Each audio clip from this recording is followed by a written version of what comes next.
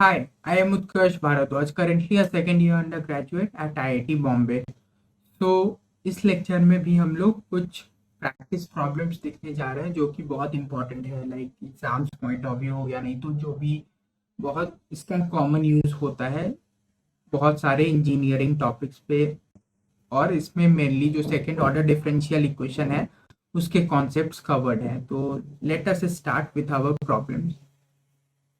तो जो हमारा फर्स्ट प्रॉब्लम गिवन है वो है D square Y by D x square plus 8 times d y by D x plus 16 y is equal to 0। तो यहाँ पे जो y का हम लोग जनरल सब्सटीट्यूशन करेंगे e to the power r x. तो जब हम y is equal to e to the power r x इस इक्वेशन में सब्सटीट्यूट करते हैं देन कुछ इस टाइप का आता है। हमारा इक्वेशन बनता है r square e to the power r x plus 8r e to the power r x plus 16 times e to the power rx, this is equal to 0। तो ये equation r square plus 8r 16 is equal to 0 तो कुछ ऐसा बन रहा। Then r plus 4 का whole square is equal to 0। यहाँ पे दो कॉमन रूट्स के -4 एंड -4 ये दोनों कॉमन रूट्स आ रहे हैं। तो जो हमारा y का वैल्यू है कुछ इस फॉर्म में आएगा a plus b x into e to the power -4x। क्योंकि दो रूट्स कॉमन है हमारे तो देयरफॉर जो सॉल्यूशन है y of x is equal to a plus B of x to E to the power -4x कुछ ऐसा आएगा। तो ये था हमारा फर्स्ट क्वेश्चन। नेक्स्ट क्वेश्चन पे पुट करते हैं। तो गिवन है D square Y by D x square -2 dy by D X. तो इसको कैपिटल डी ऑपरेटर के फॉर्म में लिखते हैं। So D square -2d of y is equal to 0। तो कुछ इस टाइप का आ रहा हमारा।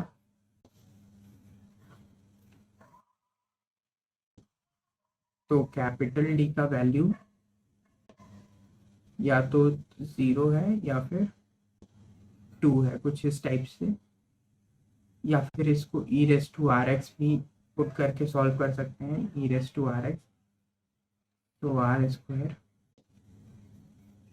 -2r is equal to 0। R का वैल्यू 0 एंड 2। तो e to the power 0 times x c1 plus c2 to e to the power 2x this is y। तो कुछ ये लीनियर कॉम्बिनेशन के फॉर्म में लिखे तो e to the power 0x1 होगा इसका value.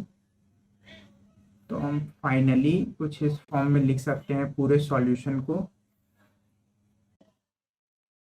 y is equal to c of 1 plus c of 2 e to the power 2x कुछ इस फॉर्म में आ गया हमारा फाइनल सॉल्यूशन। तो अब नेक्स्ट क्वेश्चन देखते हैं। तो नेक्स्ट क्वेश्चन में जो फर्स्ट टर्म है और थर्ड टर्म गिवन है, जो मिड वाला टर्म है उसका कोफिशिएंट 0 है।